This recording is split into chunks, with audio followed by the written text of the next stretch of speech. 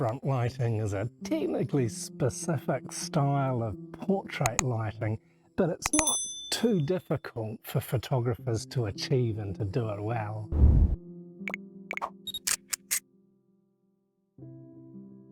The Dutch artist Rembrandt used this lighting technique and made it famous in many of his portraits.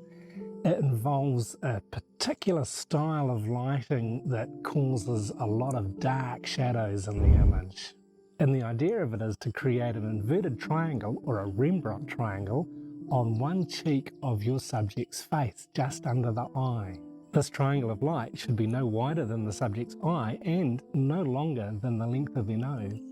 And to create true Rembrandt lighting, this shadow should be on the side of the face that's away from the camera. The most basic Rembrandt lighting setup is just a single light, and you want to place this light at about a 45-degree angle to your subject, a little higher than eye level of your subject and facing down towards them. And this will then create that triangle of shadow on their cheek.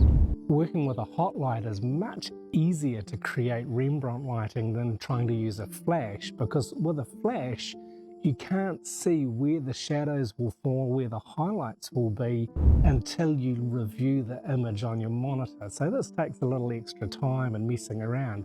But using a hot light like an LED or fluorescent, you can change the angle of the light, you can change the position of your light, and even have your subject move their face so that you can see exactly where the light and where the shadow is forming on your model's face. And as you're doing this, as you're looking at your model, as you're watching the light, you must remember too that the way you see the light, and in particular the way you perceive the shadows, is different than how your camera is going to capture it.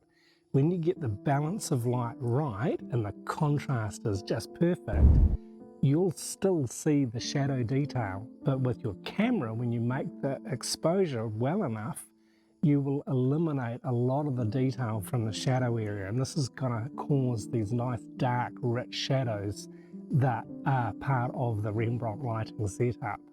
And of course, with digital cameras being so amazing and their dynamic range so broad, the camera is actually going to capture a lot more detail in the shadow area than you probably want. So post-processing well is a necessary part of the setup when you're doing Rembrandt portrait lighting.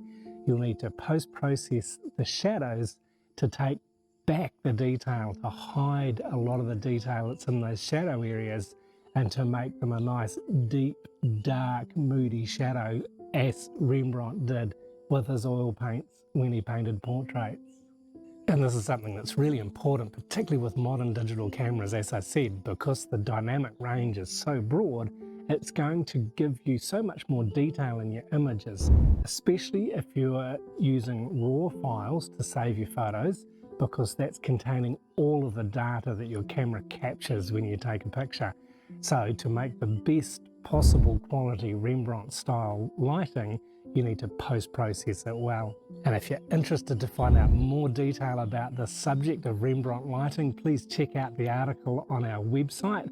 And if you've liked this video, if you've learned something new, give us a thumbs up. And if you're new to our channel, please click that subscribe button and hit the bell icon so you can stay up to date when we release new videos. Thanks for watching.